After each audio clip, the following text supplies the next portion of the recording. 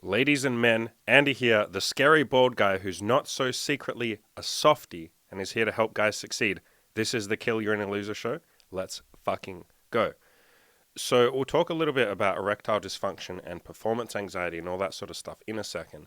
But first, I want to talk a little bit about like some of the comments that you guys have left on the YouTube channel. I really appreciate all the comments and I think we have a pretty decent community at this point. I said probably 3 or 4 months ago that I was going to take a little break from reading comments and I wasn't going to read any YouTube comments, and I stuck to that, and it's now been about 3 months and I've gone through and answered probably 90% of the comments that I hadn't read. And yeah, you guys are just really fucking encouraging with each other. I've noticed that someone will say, I'm struggling with this, or I'm not sure about this, or I feel depressed, and people will jump in and say, hey bro, try this, do this, hey bro, you got this. It's really nice to see. It's really nice to see. I think we've built up a pretty decent community here, and I had a lot of fun going through. I've answered pretty much I've replied to pretty much every comment that I hadn't replied to before. I don't know how notifications work, so most of you are probably never going to fucking see those replies, but whatever, I had fun answering them. And there were a few like silly comments. I don't know how you'd phrase it. Maybe silly, not quite negative. I mean, I guess they are negative, but like they made me giggle. So here's one in particular. But there were just a few. There was a couple of like women that had come in, and most of the comments that I get from women are pretty positive. They're like, wow, this is great. Like, I like to see guys that, are encouraging each other and building, good lives and are nice to women and all that kind of shit. But every now and then you'll get some woman that's watched like 2 minutes of one of your videos and then just decided to like project onto you and project onto all of us. And I always find that funny. There's this quote from a Byron Katie book, and if you don't know who Byron Katie is, I talk about her all the time. Go read her book, Loving What Is. Start with that book. It's absolutely amazing. But she's got a really great idea or concept where she says people will hate you, but they won't hate you. They'll hate who they imagine you to be. And they've never met you. They don't know you. Like, these people don't know any of you, obviously. But they'll come in and just say, you're doing this or you're doing that, or this is really bad. And you go, that's not even remotely like at all what we stand for. Like, it's like you've watched 2 seconds of something and then projected what you think we are. So anyway, I found some of those comments. I'm not necessarily going to read any of them out because they're boring. If anything, they're mundane, but I found that kind of funny. Again, most of the comments were pretty funny, but most of the comments were pretty positive, but some were funny. But here's one that made me like, it made me giggle. And then I wanted to just have a quick little chat about it, just because I know that some of you do have some limiting beliefs around being bald and stuff like that. I'm obviously bald, but I don't know how well you can see this on the screen. I know it's really small font, so I'll read it out. Basically, this guy called Partisan, which is a very, very fitting username for, his fucking comment, says respectfully, and you know that anytime someone starts with respectfully, it's probably not going to be respectfully. But to be fair, he was like reasonably respectful with this comment. Respectfully, a bald man has no business being on Tinder. I mean, I guess that's not very respectful, is it? But it's pretty much impossible to get matches, let alone meetups online with well, you don't meet up online, you silly Billy. You meet up in person. You big goose. You don't meet up online. Meet up online with attractive women when you're a bald man. The most you will get is a date with a 4 out of 10. It's a little objectifying, bro. Reducing women to a number. High-tier women are completely out of your reach. I don't expect you to concede this, though. You know me very well then. You have a clear financial incentive to persuade bald men that they can obtain attractive women via online dating. That's probably true. I do have a financial incentive, of course. Like, I profit from coaching, of course. The reality, however, is that it's nigh on impossible. So, I mean, I don't think a lot of you believe this, but like, there will be a couple of you out there who are bald and you're having a little bit of doubts. Maybe you're at the start of this journey and you're like, fuck, I'm really insecure about my baldness. And maybe you read a comment like this, and maybe me even showing it doesn't help, but whatever. I want to reach out to any of you that have limiting beliefs about baldness or being short, or maybe you're too old. The old one is one I see all the time. Guys in their like late 20s or early 30s or whatever. There was a guy that commented, and he said he was 37. And he's like, fuck man, it's too late. I'm almost 38, it's too late. So any of you that have limiting beliefs, I I've done so many videos on this. Probably the best one to start with is go to my YouTube channel. Well, you're already on my YouTube channel. Search for birthday limiting beliefs. The video is called It's My Birthday, and I'm gonna... Sorry, I'm still getting over a fucking cold. It's annoying me. It's called It's My Birthday, and I'm going to destroy your limiting beliefs. And in this video, and it was my birthday, I fucking sat down on my birthday and I was like, right, I'm having a good fucking birthday. I want these pricks to like get over their limiting beliefs. I want to help them. So I went through a bunch of limiting beliefs. That's probably the best one to start with. But the point that I'm getting to is if you have some limiting beliefs, you think like, fuck, I'm bald, I can't get laid. It's like, I'm here to tell you that that is not true. Like, I am bald. And this guy obviously doesn't know us. Like, someone who would leave a comment saying something's impossible to the person who's bald and has active proof on his website. Go to my website, just search for proof. Someone who would say that obviously doesn't know us, but I want to make it very clear that, like, yes, I'm sitting here telling you it's very fucking easy to get laid as a bald man. I don't know why being bald, it seems to be this, like, very sore point for people, and I was very insecure. I've done articles, about how insecure I was, of course, but, like, you get over it when you decide to get over yourself. What I mean by that is, like, there's a lot of, like, arrogance and ego wrapped up in saying, oh, I'm bald, therefore I can't get laid. It doesn't seem like there's arrogance or ego. In fact, it seems like the opposite, right? It seems like you're saying, no, I have low self-esteem. I don't think I can get laid because I'm bald. That's not arrogance or ego. That's low ego. It's like, no, it's high ego. If you actually think it through, what you are saying is other people can get laid. Other people can put in the effort and actually try. But I'm the special exception. I'm bald, therefore I don't have to try. I'm bald, therefore it won't work. I'm bald, therefore all the hard work that all the rest of you have put in, I get to avoid and just peace out and say, no, I'm not doing it. It's not going to work. What's the point? And so that is a form of arrogance. It doesn't seem like arrogance, but it is a form of arrogance. You're saying I'm special. The rest of you try hard. I'm not going to. That's arrogance. And so if you have these limiting beliefs of being bald or being short, or maybe you're Asian or whatever, you're too old, you're a virgin, whatever it is, like, they're just that. They're just limiting beliefs. They're just stories. Probably the best book I can get you to help you work through. There's several books I can give you to help you work through, like, limiting beliefs you might have. Start with my YouTube video that I told you about. It's my birthday, so I'm going to destroy your limiting beliefs. The first book I would tell you is You Can't Afford the Luxury of a Negative Thought. Go and read that book. Another good one is Loving What Is by Byron Katie. I mentioned that a minute ago. Another good one is by Byron Katie called Who Would You Be Without Your Story? And when she says story, she's kind of talking about limiting beliefs. So start with those three. Maybe another good one after that is Letting Go by David Hawkins. That one's pretty fucking amazing. Any of these books will help, really. Even my video will help. But basically start saying to yourself, like the title of the book, who would I be without this story? Who would I be without this limiting belief? If I literally couldn't believe, if I didn't have the thought in my head of like, oh, bald guys can't get laid, who would I be?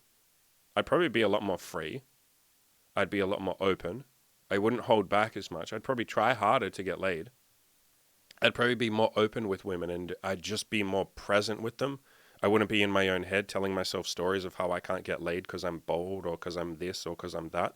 I'd probably actually be more present, and I'd probably be more fun to be around. I'd be a more energetic, exciting, motivated, happy person. Women would probably like me more. I'd probably be more motivated to go to the gym and try harder and improve my looks and lose weight and dress better. I'd probably try a lot harder to get laid, wouldn't I? Because I wouldn't have the thought of like, I'm bald or I'm short or I'm this. That wouldn't be holding me back. And so you get into these situations where it's like a self-fulfilling prophecy where you sit there and say, like this guy sort of has, I'm bald. I'm assuming he's bald. If he's not bald, this is a weird fucking message, right? This would be a weird message if he's not bald. If he's just like, I need to tell all these bald guys that they can't get laid. They need to stop getting laid because it's impossible to get laid. So stop getting laid so my story can be correct. So I'm assuming he's bald. It'd be very weird if he wasn't. But, if he just didn't have the thought of I'm bald, he'd try a lot harder. He wouldn't be self-sabotaging. But because he has these thoughts of like, it's impossible to get laid, why would he try? Why would you try to do something that you've already established is impossible? That would be insane. So he's not going to try. And then guess what? Yes, he won't get results because he won't go all in. He'll dip his toe in the water, try a little bit, but he won't really try. He'll quit. He'll give up. He won't stick at it for long enough to see results. And then guess what? He'll say, like, look, it's nigh on impossible.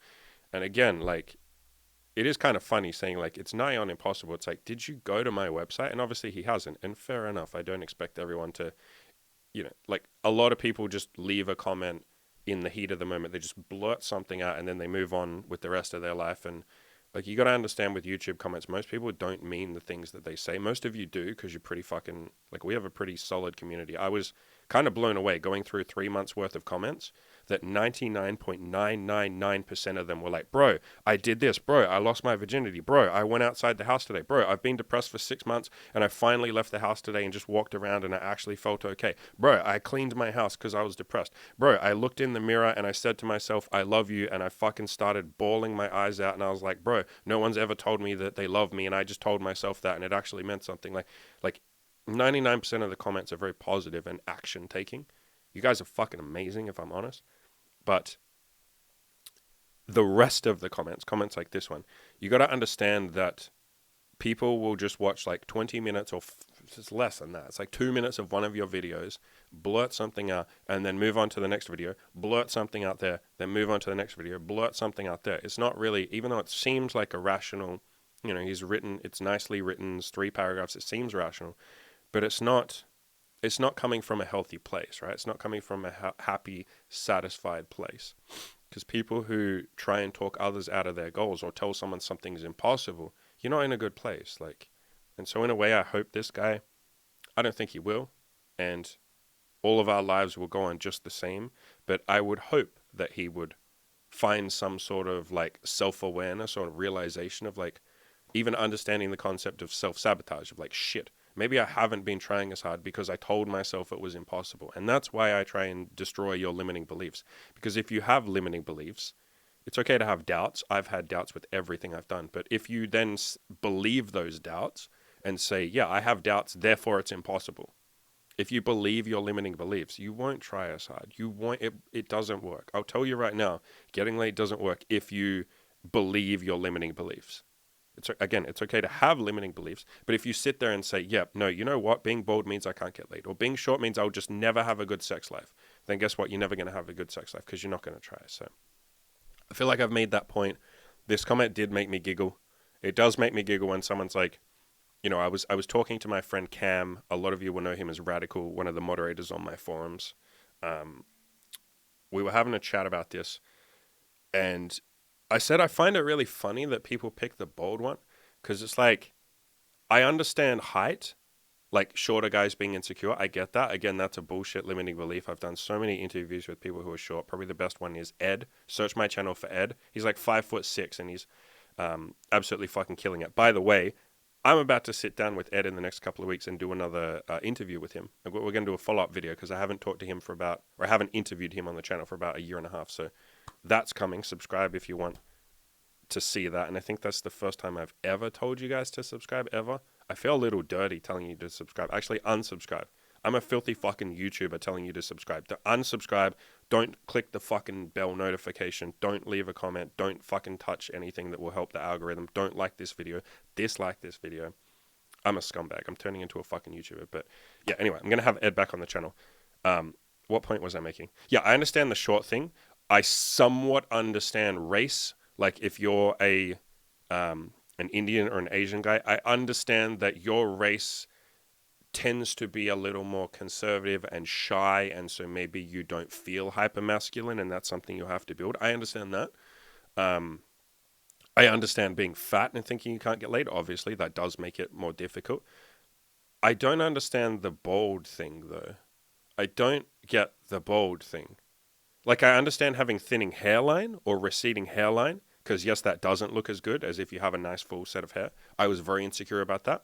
But I'm talking once you shave it all off and you decide to go the bald look, I don't understand why some people get insecure about that. Or some people think that, like, if you're completely bald like this, you can't get laid. That doesn't make any sense to me, because the number of women that have told me that this is a fetish And I think all of you know that. I mean, fuck, there's like porn stars with bald head. There's a guy called Johnny Sins that some of you, funnily enough, tell me I look like him. I guess just because I have ginger hair and so does he, you racist fucks. But, you know, bald is a fucking look. Like Jason Statham. Like how many, like The Rock, bald is like sexy. Bald is like actually attractive. It's like hyper masculine. It makes you look edgy as fuck.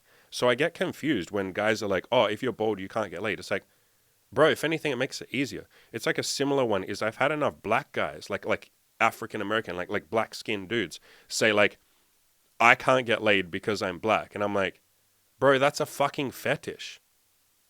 It's literally called BBC on like Pornhub. Like black dudes like blacking down, like dicking down some chick with their big black fucking cocks. Like that's a fetish. Like women fucking fantasize about that. Like why would that make it? What the fuck are you talking about? Bro, it's easier. I have a black friend who's come on my podcast a couple of times actually. And he's like, I've told him that so many times. Every time I see some comment from someone saying like, I'm black and I can't get laid, I'll screenshot it and send it to him. And he's like, what the fuck, bro? Like, it's easy mode for me to get laid. Like, chicks will literally fucking fantasize about me because I'm black. Like, they objectify. If anything, I get objectified. And I feel like the bald thing is the same. Not that you get objectified, but like, it's a fucking fetish for some girls, for plenty of girls. So I think what happens is that guys are getting confused. I think they're confusing going slightly bald, as in like having a receding hairline or like the bald spot here, you know, or like these bits here starts receding because the bits on the side of my head started receding and the hair, like it was all thinning. I think they confuse that and they call that bald. I think they're confusing that with this, with like fully fucking shaven, nicely smooth and shit. And so I think they're getting the two confused. And they're going, if my hair is thinning and I have bald spots, then it's harder for me to get laid. And that's obviously true. Yes, thinning doesn't look good. Receding hairline doesn't look good. There's things you can do to fix that. You can get a hair, surgery, hairline surgery. You can put topic, like hair fibers in your hair. You can use minoxidil, finasteride. There's a bunch of shit you can do to help reverse it or at least save what you have so far, save the hair you have so far. So I agree that a receding hairline or going like balding doesn't look good. We all agree with that. But I think they confuse that with like this, completely shaven. So I think that's what's happening. But if any of you are bald, either fix the hairline, save the hairline, or shave it all off. All right, so let's get to the actual topic. That's 17 minutes of me rambling. Where's the actual fucking article? Video. There we go. Okay, so recently, on my YouTube channel, I made a post on my YouTube channel, and I don't think you guys can see this unless you're subscribed, which kind of sucks dick, hey. I don't think you can see it. Like, I think it only shows up in your feed because it's a community post. Anyway, the point is I made a post saying, do you have any questions or topics that you guys would like me to cover? Leave a comment below and tell me, and I might record some content on it. And so some people replied, but I think only a couple of people actually see it. So I will leave it open for a little bit. If any of you want me to talk about a certain topic or whatever, reply as a comment or comment on this video, the video that you're watching right now. And I can't guarantee I will answer all of them, but if I like the topic, if it's a topic I haven't covered before, or it's a topic that interests me, or I think other guys will benefit from it, sure, I can do a video on it. So the first one that I saw was this guy, Chris Wanderer, who says erectile dysfunction and performance anxiety are topics that some guys might be interested in. Most guys are interested in that, actually. And on that topic, erectile dysfunction and especially performance anxiety, if you don't know the difference, erectile dysfunction is when your dick like literally isn't fully hard, and then performance anxiety is more like the anxiety around your dick not working. Like, oh my God, what if it doesn't work? And so the two go pretty hand in hand. But there's plenty of guys who have mostly just performance anxiety. They're really terrified, and sometimes their dick isn't 100% hard. It's like an 80% erection, but their dick works enough. But it's like the anxiety that like drives them fucking crazy. And then for other guys, it's like their dick literally doesn't work. Like they're only like 20% hard, or they can't even get hard. So that's the difference. But the point is that the vast majority of guys, I'm just going to go out on a limb and say probably every guy on the fucking planet has had performance anxiety or erectile dysfunction at some point. I have had it so many fucking times I've lost count. Like, I'm talking hundreds of times at this point. I think for the most part, for me, it's stress related. If I'm super tired or I'm stressed or I have a bunch of shit on my plate, like I'm busy and really tired, then yeah, my dick doesn't go 100%. Also, I used to get it all the time. It happens a lot less now, but I used to get it back when I was looking at porn. I think I haven't looked at porn for 11 months. No, it's not that long. Like 7 months or something now. But back when I was, yeah, I'd get erectile dysfunction all the time because I was jerking off to porn like basically every day. And so my dick was like tired, if anything, exhausted. So it's pretty fucking common. Most guys have gone through it. The vast majority of my clients suffer from it in some way. And if you listen to what I just said then, I said suffer from it. That's kind of going to be the point that I'm going to get to here. Is why is his comment not showing up? I just realized his comment. Sorry, I got distracted. His comment isn't like fully. There we go. That's better. Suffer. Yeah, so the vast majority of guys suffer from it and they tell themselves they're suffering from it. And that's kind of going to be my answer here, is you don't have to suffer from it. What I mean by that is there's the erectile dysfunction or the performance anxiety. And then on top of that, we heap a bunch of like stories or stress or suffering. We go, oh my God, this is awful. Like we try and predict the future and we worry about the future and we go, oh my God, she's going to see my soft dick and she's going to think I'm a loser and it's so embarrassing and she's going to hate me. And then we go even further and say, and if this keeps happening, I'll never get any women to stick around. They'll never respect me. I'll never have a good sex life. I'll never fix this. What if I never fix this? It's like we start ruminating and falling down this, like spiraling down this like anxiety or stress fucking pit. And so the point that I'm getting to is there's two aspects to erectile dysfunction or performance anxiety. There's the actual symptoms themselves, and then there's all the extra shit that we add on top. All of the stress, all of the ruminating, all of the spiraling, all of that. And what you find is the actual symptoms themselves are like 5% of it, and 95% of the other shit is extra shit you've added on top. And so I wrote an article. I can't really show the whole article on the screen because it's not fully safe for work and I don't want to stick it on YouTube. But if you go on my website, just search for performance anxiety or search for erectile dysfunction. I've done a massive article. And so I'll show you just here's the table of contents basically. And so I've got in this article like 15 different solutions that all help. They're all useful. But probably the best one, and the one that I tell all of my coaching clients, because again, this is really fucking common. Like, this is like the vast majority of my coaching clients will say that in some form they have anxiety or they have some sort of erectile dysfunction, or in very severe cases, some of them literally can't fucking get it up at all. Like, their dick just does not work. I worked with a guy who hadn't had an erection in like, I've worked with several guys actually. One guy had like a botched surgery. You know how you get the surgery to make your dick longer? That had gone botched, and so his dick basically didn't fucking work. Another guy had been on, I don't know what the medication was, but it was like some sort of, not antidepressants or something, but like antipsychotics or something. And he'd been on them for a long time. And one of the side effects when you come off is like your dick might not work. And so his dick just hadn't really worked for like 9 months or something. And it was slowly getting better, slowly. But the point that I'm getting to is I've worked with quite a few guys whose dicks just don't work. And I'm sure you guys can imagine all of the suffering that they go through and all of the terror and the fear and the insecurity and the pain and the shame and a bit of guilt, like guilt with any women that they take into the bedroom and all of that sort of stuff. And what I noticed early on and the solution that I gave them was I was like, okay, let's accept the premise that your dick isn't going to work. And for a lot of you, like, yeah, the anxiety is so bad that like you're just terrified of your dick not working. Like, it's all you can think about. It's your biggest fucking fear, your biggest insecurity. And I had that for a long time myself, so I understand. I was really nervous at the start. There were plenty of times where I couldn't get it up. The porn didn't fucking help. It was probably 90% that. And what I would say to myself and what I say to my clients and what I will say to you guys is, let's accept the premise that your dick won't work. You're going to take this woman into the bedroom, you're going to undress her, and your dick won't work. Let's accept that. Your dick isn't going to work. What are we going to do about it? You know, one of my philosophies that I teach you guys all the time is every problem has a solution. Another one I teach you is ask yourself in every moment, what am I going to do right now? As in, like, what action am I going to take? So let's put you in the situation, like in your mind, put yourself in the situation where you're with the girl. She's naked on your bed. She's horny. She's like, hey, come fuck me, big boy. And your dick just isn't going to work. It's not going to work. What are we going to do about it? What are you going to do? In that moment, what are you going to do? You got several options. You can say to her, like, look, my dick isn't going to work. That's one option. You could cry and feel very ashamed about it. That's an option. You could kick her out and just make an excuse and get rid of her. That's an option. You could try other things. You could go down on her. You could finger her. You could use a vibrator on her and make her orgasm. You could tie her up and blindfold her. And you'll see that's actually one of the solutions I have on here. Where is it?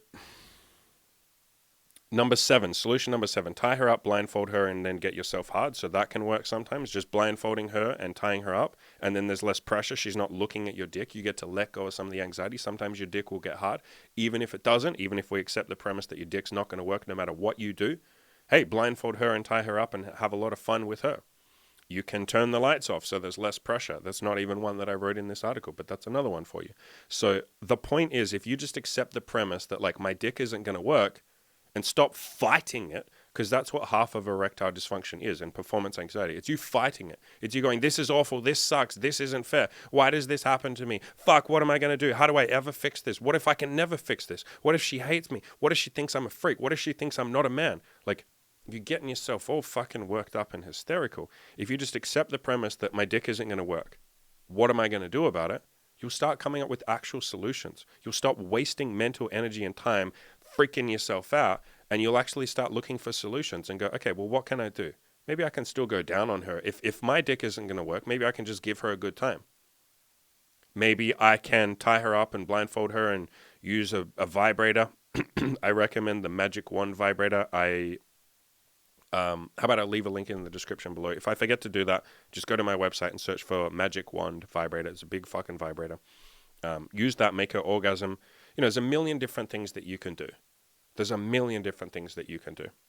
And if you accept the premise that your dick isn't going to work and you just stop fighting it, what you will do is you will relax. You will let go. You will stop fighting it. You'll stop being this stress ball. You'll actually relax and have fun.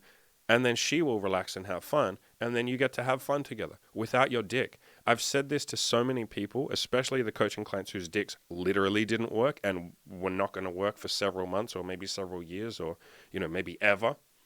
I just said to them, like, bro, are you literally going to just spend the rest of your life saying that you're not a man? Or are you going to man the fuck up and find another way to make a woman feel good? And saying it like that, they were like, you know what? Fuck it. Yeah. Why don't I use my fingers? Why don't I use my mouth? Why don't I use toys? Why don't I tie her up and do BDSM to her? Why don't I fuck her brains out with everything except my dick? I mean, fuck if I have to. Put a strap-on on. Literally wear a strap-on. Or grab a big fucking dildo and fuck the shit out of her with that. I'm definitely not getting this video monetized, am I? But who gives a fuck? And so there are other ways to pleasure her. And something cool happens, and I've done this a million times, by the way. I've talked about this. I'm someone that's very much into BDSM, and one of my favorite things to do, especially more in the past when I had erectile dysfunction really fucking bad from porn use and jerking off, is I would say to the girl, you don't get my dick tonight. Like, you make it like a fun game. Like, you don't get my dick tonight. And she'd be like, why? Like, please, like, I want you to fuck me. You're like, no, you don't get it tonight. No. You get everything else, but you're not getting my dick. And she will beg and she will plead. And you have this like fun power play, like this sexual dynamic where you're like, no, you're not getting my dick today. And you do everything you can to fuck her brains out without using your dick.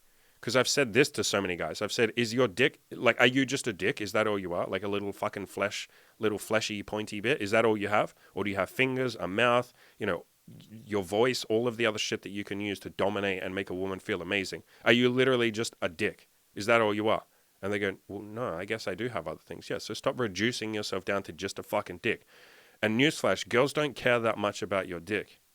Guys are so obsessed with dicks, you'd think we're all fucking homos or something. Not that there's anything. That's going to age poorly, isn't it? No homo. That's what I meant to say. I love the gays. My best friend is gay. So, actually, my best friend is straight. He's going to laugh at me saying that. Anyway, the point is, I once met a gay person, so don't you dare say that I'm homophobic. Definitely dug myself out of that hole. The point is, we are so fucking obsessed with our dicks, and women just really aren't that obsessed with dicks. They're not. They like dicks. They're like, yeah, dick is cool. What do guys do when they try and impress a woman? They're like, let me send her a dick pic. What do girls do? They sit there and mock us for sending dick pics. Guys are the ones, again, no homo, that are fucking obsessed with cock. You guys are so obsessed with your cock. You're just like cock fiends. You're like, oh my God, I love cock. Oh my God, my cock is the only thing that fucking matters. Look, I have a cock. I'm a man. If I don't have a hard cock, I'm not a man. It's like, stop obsessing with hard cocks and realize that women don't give that much a fuck about your hard cock. They care about how you make them feel. They care about the other sexual dynamics. They care about the domination. They care about the pleasure. They care about edging. They care about you making her come. They care about you just being fucking nice to her and her being nice to you. They care about how your body feels. They care about you hugging her. They care about all that other shit that isn't just your dick. And so if you accept the premise that your dick isn't the only thing that you have or the only tool at your disposal, you will start using some of the other tools and you'll start giving her a good time. So that's my number one tip. I could really just end this video there. That is the number one tip. Stop obsessing about your cock. Literally, stop obsessing. I've had so many clients. I'm going to get one on the channel in the next probably 3 weeks. I'm going to sit down with him, and he's just finished his coaching. He was a virgin, and the first time he fucking had sex with a woman, they had sex, but they spent like 4 hours doing everything else. Foreplay, he went down on her, he did all of that shit. He did everything except sex. And then at the end of it, he had sex as well, but at the end of it, with all the fucking foreplay, she said, that was like the best experience of my life. And he was like, I'm a virgin. That's amazing. And it was literally because they did everything except sex. The sex was like a little bit and all the other shit. He gave her a massage. He went down on her. He fingered her. He tried sucking her nipples for like fucking an hour. He tried edging her. He made her come several times. She gave him like, a massage herself. It was all the other shit that she was into. And I have lost count of the number of my clients and myself that have not used their dick at all, like in the entire evening or whatever. They will do everything else. They'll make her orgasm with the vibrator. They will go down on her. They'll finger her, all of that shit. They'll kiss her. They'll make out with her. They'll cuddle her, all of that shit. And the women say, that was the best sex of my life. It wasn't technically sex. The penis didn't go in the vagina, but it's still sex, isn't it? And so I think so many of you have reduced sex down to just the dick goes in the vagina. And if the dick isn't hard, it's not sex. And it's like, Jesus fucking Christ. There is so much more to sex than that. And that is the least meaningful and the least important part of sex, especially once you get into BDSM and you get into some of the more like domination side of things. You tried like tying her up and teasing her and making her beg. Like literally, if you don't know how to do that, tell her, beg for it. Like, and then start fingering her pussy and go, is that good enough? And she'll go, no, please, harder, faster, please, I need more. And you say like, no, I don't think you need it yet. I think you're not begging hard enough. Beg me harder. Like, you tell her to fucking beg you. That shit is way hotter than, like, my dick went in her pussy and I fucked her. Like, again, so many of you are so obsessed with cocks. It's not the most important part of sex. It's not even 10% of sex. Probably 5% of my sex is the dick in her pussy. 95% of it is everything that happens before and after. It's all the teasing. It's all the everything else. And so don't obsess about the cock. It doesn't even matter. Literally tell yourself, my dick isn't going to come out tonight. I'm not going to, like, my dick's not going to work. That's fine. I'll do everything else. And stop adding all this extra stress on top.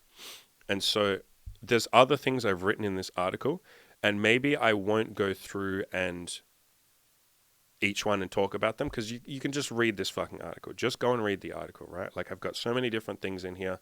Probably another one that really helps is the bath mate.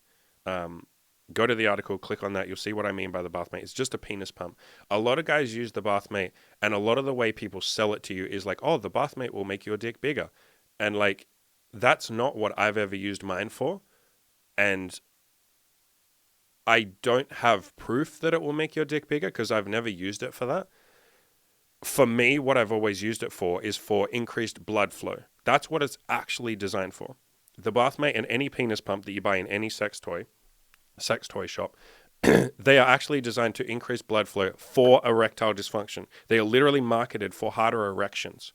They are a medical tool. Like, doctors will sometimes prescribe them. They are literally for erectile dysfunction. And people always like do it for a bigger dick and all that kind of stuff. But like, the main reason or the main thing you'd use it for is a harder dick, because it increases blood flow. And the strength of your erection has to do with blood flow. So that is something you can recommend. You don't have to use the bath mate, but that can help. I would try all the other stuff on the list as well. I would try fixing your sleep, reducing your stress. Kegels can help. But really, more than anything that I've written on here, is the first one, giving yourself permission to not have sex. Like, my dick's not going to work. What am I going to do if my dick doesn't work? How will I fucking do this? And so get rid of that article. We're done pretty much with that. But yeah, give yourself permission to not have sex. It's not all about your dick. There's 10 million other things you can do. And even this guy's like comment, let me pull his comment back up. That's not the right comment. There we go. So, the end of his comment, he says, I finally come to the point of bringing beautiful young women to my place, but this is what I have to overcome now.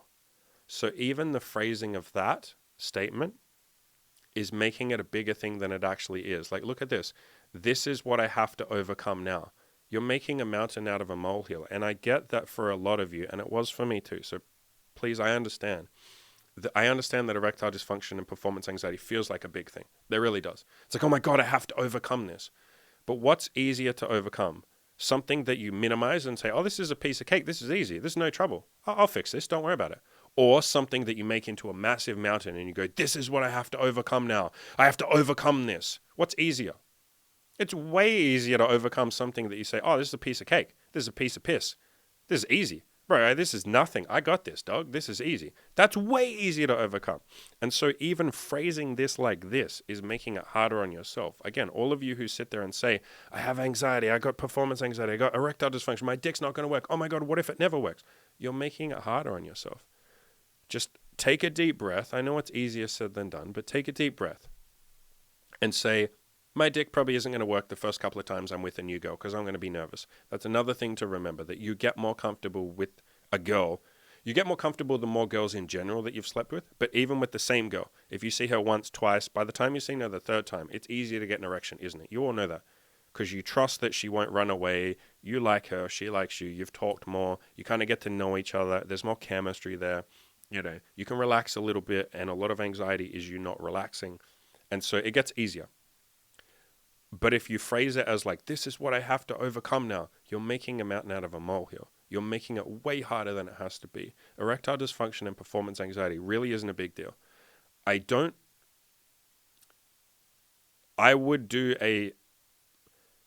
to phrase this. I don't like the way that mainstream talks about erectile dysfunction and performance anxiety. I don't like the way that doctors do. I don't like the way anyone does. It's like a big fucking deal, right? It's always a big deal. You got to do it, take Viagra. You got to do this. And Viagra can help, by the way. So can Cialis. So grab those pills. I've used them a million times, sure. But my point is that they make it into a big deal, don't they?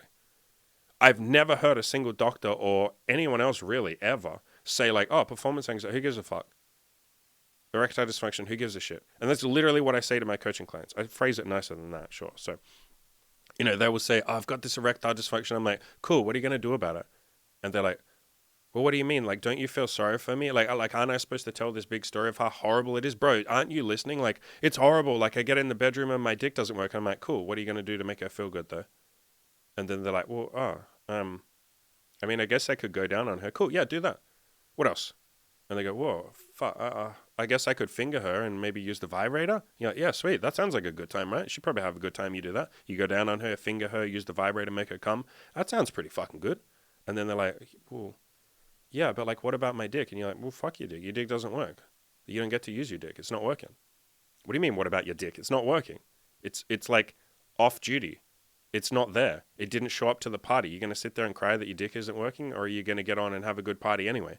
And just like phrasing it like that, like blows their fucking mind. And they're like, oh, you mean I could still have a good time without my dick? And every single time, I've never fucking found an exception to this. Every single time, they will go away, they'll have fun with the girl, they'll come back and they're like, bro, my dick didn't even fucking work. I didn't even use my dick. And I literally used the vibrator, and then I went down on her and I gave her a massage, and then we cuddled for a while, and then I gave her another orgasm. And like, she asked if I wanted a blowjob, and I was like, nah, it's okay, maybe next time. And like, we cuddled, and then she left, and she texted me and she said that was amazing. Bro, she said it was amazing, and my dick didn't even work. And it's like, yes. Because you weren't obsessed with your dick. You were not obsessed, but you were focusing on her having a good time and you having a good time. And that's another thing that I can say. When you're sitting there worrying and stressing about erectile dysfunction or performance anxiety, what you are not doing is focusing on having a good time. You aren't thinking about, oh, let me have fun. Let me make sure she has fun. How can we both have fun together? You're so obsessed with your dick. You're living in your head. You're not even in the present moment. You're not paying attention to her. I've said this in previous videos. You're having sex. Well, you're not having sex, but like you're fooling around, but you're in your fucking head. You're not even there. You're not even with her. You're having sex in your own head. You're beating yourself up in your own head. Isn't it easy to get an erection when you're beating yourself up? That's another thing I could talk about. Stop beating yourself up and adding shame on top of it and going, I'm not enough of a man. What's wrong with me? Why won't my dick work? It's like, why would your dick work when you're yelling at it? When you're yelling at your dick going, hurry up and work, you stupid dick. Like, why won't you work? It's like, fuck me, that's pressure. That's not going to make it easier, is it? And so if you get out of your head and say, how do I have fun with her? How do I make sure we both have a good time? Now you're going to look for solutions. You're going to focus on having a good time. You're going to be nicer to her. She'll be nicer to you. You'll focus on the things you can do instead of obsessing about the things that you can't do, like your dick not working. So that's probably the best advice I can give you is stop caring about your dick not working. Literally say, my dick isn't going to work. Cool. It's not going to work today. What am I going to do instead? And so, yeah, I would rephrase Chris, the guy who wrote this comment, Chris, I would rephrase this bit here where you say, this is what I have to overcome now. No. Look at it as an opportunity, not a problem, or not something that has to be overcome and like, oh my God. Like, yes, I want you to improve this. Yes, you will. I promise you will. The biggest solution is to just stop caring about it. I promise you that's the main solution. And the other stuff on my list in that article helps. So go through and read that article. But more than anything, instead of seeing it as something to overcome, see it as an opportunity. I've said this to so many of my fucking coaching clients too. I always like to rephrase a negative into a positive. I like to spin it, or I like to look for the silver lining. I like to look for the opportunity instead of seeing the problem. I like to look for the challenge rather than, oh, this sucks. And so what opportunity is there with having erectile dysfunction? A lot of you have like rigged it in your head. You've drilled it into your head that erectile dysfunction and performance anxiety is the worst thing in the world and the most shameful, horrible thing. And I'm less of a man. You've told yourself so many negative stories around it that what I'm about to say might sound a bit weird to you. It'll be very like novel and new, but erectile dysfunction and performance anxiety can be the best thing that has ever happened to you. And you might say, are you fucking tripping balls, Andy, you bald cunt who can't get laid? According to that other commenter before, you fucking pasty white ginger bald freak. Are you honestly saying that erectile dysfunction is a good thing? Yes. Performance anxiety is a good thing? Are you serious? Yes. Because you are now forced, you're not forced, but like, let's just say forced. You are now forced into a position where your dick isn't going to work, so you have to try other things to make her feel good. Because you got two options, either cry about it, which hasn't worked so far, and this guy isn't crying about it, so maybe I won't phrase it like that, but either be sad and upset and see it as a problem, that's one solution, or figure out what you're going to do instead. That's the other solution. And so what are you going to do instead? You're going to get really good at foreplay. You're going to get really good at fingering a girl. You're going to get really good at going down on her. You're going to get, maybe you explore BDSM. Maybe this is the opportunity for you to explore BDSM and tie a girl up and blindfold her and handcuff her and, spend ages teasing her body. Maybe you finally go, you know what, fuck it. I'm going to buy that vibrator that Andy's always talking about. Again, it's on my website. Just search for Magic Wand. It's called the Doxy Magic Wand. I'm going to buy that vibrator that Andy's always talking about, and I'm going to learn to use it.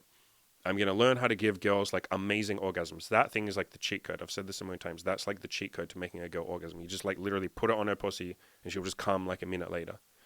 I'm going to learn how to be more dominant. I'm going to learn how to talk dirty to women because I kind of have to because my dick doesn't work. So I have to try all the other shit. Maybe I'll get some special oils. You can just use coconut oil. Just warm it up first. Don't make it hot. Just warm it up a little bit. I'm going to give her a massage. I'll literally learn how to give a woman a massage. Maybe I get to focus more on all the other shit. Why don't I slow down and focus on just kissing a woman for like half an hour? What if I give myself a cool little challenge of like, can I kiss a woman for half an hour and neither of us touch any of our body parts? What happens if I do that? Experiment with sex. This can be the best opportunity that you will ever have to become a sex god, to become really good at sex. Because again, being good at sex isn't just my dick goes in her and I go bang, bang, bang, bang, bang, bang, bang, bang, bang, and it's really hard and she goes like, wow, you're good at sex. Nobody in the history of the universe ever said that's good sex. Like, no woman ever said that's good sex. Lots of men think that's good sex. I just like jackhammer in her pussy and, I ram her cunt and she's like, oh, that's fucking hot. I love when you just do the same thing over and over again really hard and fast with no variation and you don't know any foreplay and you don't talk dirty and you don't do anything. That's hot. I love just the same repetitive motion in my fucking wet cunt. That's hot. No, this video definitely isn't getting monetized now.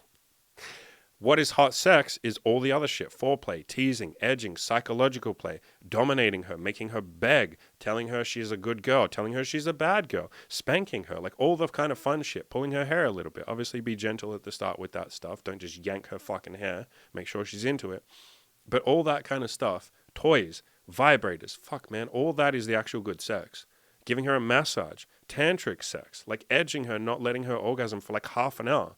Imagine you keep a girl on the edge of orgasm for an hour. And what I mean by that is you hold the vibrator on her pussy and you say to her, you have to tell me when you're about to orgasm. And then when she goes, oh, I'm going to come, you take it away. And she'll go, no, please, please, please, more.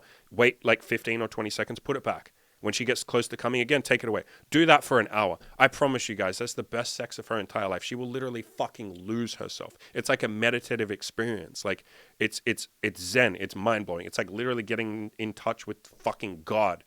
She'll literally tell you like, I met God while you edged me for an hour. I literally died. I had an ego death better than any fucking LSD or magic mushroom trip.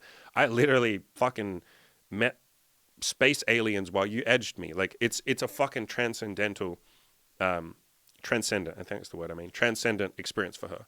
And so like none of this shit involves your dick, does it? You can become a sex god because you have erectile dysfunction and performance anxiety, because you'll have to be. You don't have to be, but like it's a very good opportunity to become a fucking foreplay and sex and edging and BDSM god. Seriously. So see it for what it is. It's an opportunity rather than this is what I have to overcome now. See it as an opportunity. Literally say, fuck man, what if I set myself a weird challenge of every girl that I sleep with, I'm not allowed to have sex with them for the first 2 or 3 times I see them. What would I do?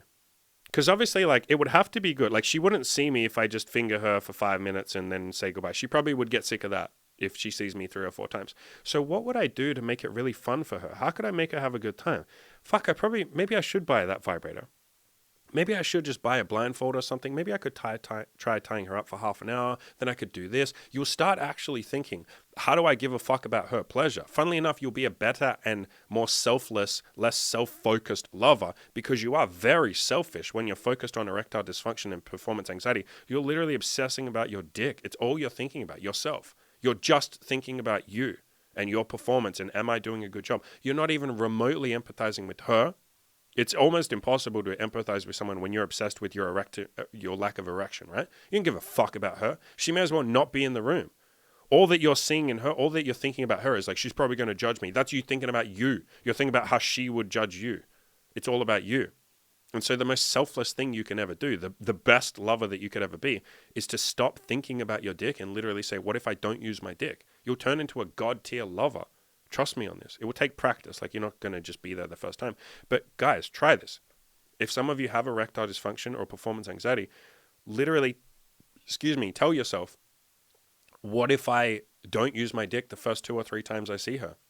What am I going to do instead? Set it as a fun fucking challenge. Like, I'm going to challenge myself. And if she asks, you can say like, no, you get my dick the 4th time we see each other. And she'll go like, well, why? Can't I have it now? And you're like, no, you get it the 4th time. You have to earn it. Fuck, man, there's nothing that's more like kryptonite to... It's not the right word. That's like amazing to women. Nothing more enticing than you saying, you have to earn my dick. They fucking go crazy for that shit. Because no guy's ever said that. Because every guy's obsessed with his cock. Again, I think every guy's like gay or something secretly. Obsessed with dicks. Just so obsessed with dicks. And you'll be the first one who's like, no dicks. No dicks for the first 4 times or 3 times or whatever. So try that. So I think I'll finish up. I feel like that's more than enough advice for you guys on erections and performance anxiety. I do empathize. I do understand performance anxiety. Trust me. I've been there for a long time myself. I still get it every now and then when I'm super tired. Not as much now. I got it a lot when I had porn-induced ED is the technically medical term for it. But yeah, it was like a common thing. I've had it like hundreds of times. And the only solution I ever found, the best solution I ever found, because there's multiple solutions. I've got them in the article, but The only one that worked 100% of the time, 100% of the time, was not giving a shit about my dick and just saying, I'm not going to use my dick then. I'll give her a good time. If my dick's not going to show up to the party, fuck it. We're still going to have a good party. Like, just because the DJ doesn't show up to your party, what, you're like, oh, I guess everyone has to go home and we all have to be ashamed and depressed and, you know, it's a ruined party. It's like, no, you just fucking put Spotify on, go random playlist, done. You don't need the fucking DJ. And the same thing here. Your dick is as unimportant as in that example, the DJ is not that important, is he? You don't fucking need a DJ. You have Spotify, for fuck's sakes. People can request a song as well, so it could be even better that there's no DJ. You just say, they just say to you, put this song on. You just say like, sure, and you put the song. You're the fucking DJ. And so the same thing here. You do not need your dick. You really don't. You really don't. Yes, I understand that eventually you want your dick to be super hard, but you sitting there and putting pressure on yourself is not making it easier, it's making it worse. So what if you try the exact opposite and don't put pressure on yourself? In fact, take all the pressure off and say, my dick isn't even going to get hard. Fuck it, I don't need a hard dick.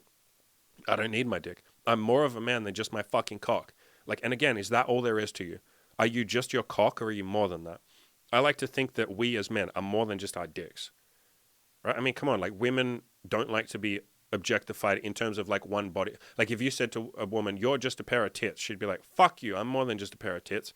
And yet we do that with ourselves, don't we? We go, my cock is all that really matters in sex, in the bedroom. The thing that makes me a man is my dick. And it's like, fuck me. Like you're objectifying the shit out of yourself. Like there's more to you than that.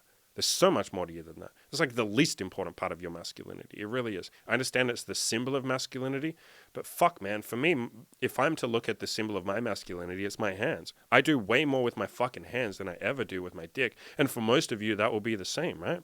Once you get pretty decent at sex, especially the BDSM side of things, you realize your hands are like 98% of sex. These are doing 98% of the work. My dick is like barely doing anything.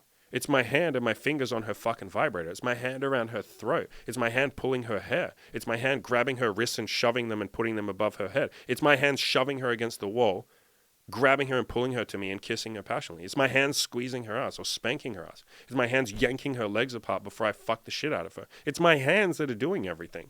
My dick's like it may as well be a fucking dildo. My hand is basically a fucking dildo. My hands are even holding the fucking vibrator.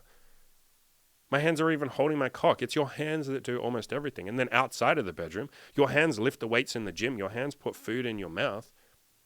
Your hands write. Your hands type on the keyboard. Your hands probably do your job, whatever your job is. Your dick is so unimportant. It is such a small part of you as a man, you as a human being, especially in the bedroom. And yet we obsess about it and go, man, my dick isn't hard, therefore I must not be a fucking good sex god. It's like, fuck me, man. Like your dick is so unimportant. It's so unimportant.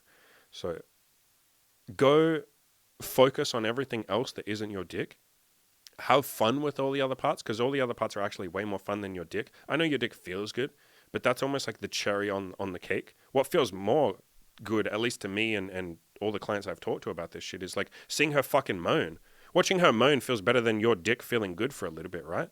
Like sex feels great, yeah, sure, but what feels really good is her fucking moaning and saying like, please daddy, please fuck me harder. That feels way better than my dick in her pussy.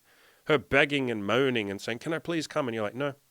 And her just begging for like 45 fucking minutes of you taking the vibrator off, putting it on, taking it off, putting it on, taking it off, putting it on. That is way hotter than like how it feels on your dick. If you want your dick to feel good, just jerk off. Literally watch fucking porn and jerk off. That feels about as good as sex, right? It's all the other psychological stuff in sex that makes it feel better than just jerking off. Because if it was just about your dick, you would just jerk off, wouldn't you? If that pleasure down there was the only part of sex that you cared about, then you would just jerk off. You wouldn't even be trying to have sex. So you already, to some extent, admit that sex is about more than just your dick. It's about her. It's about how she makes you feel. It's about you two coming together, the intimacy, the dynamic between you, the domination, you taking the lead and taking control of her and all that kind of shit. Her moaning, her voice, her wetness. It's all that shit. It's not just your dick. So focus on all the other stuff.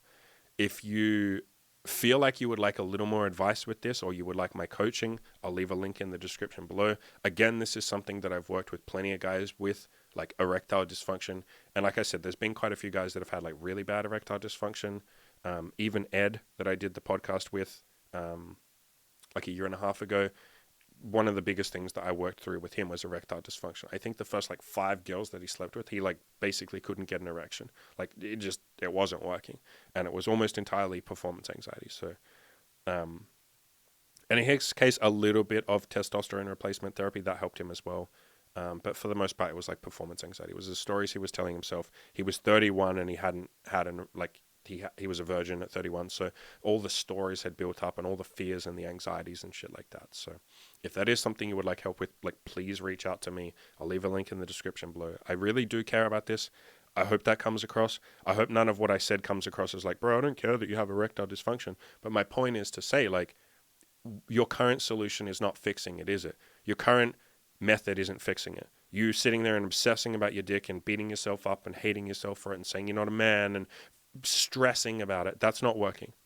So try the opposite, and that's my solution. And I haven't met someone that it didn't work with, because how could it not work?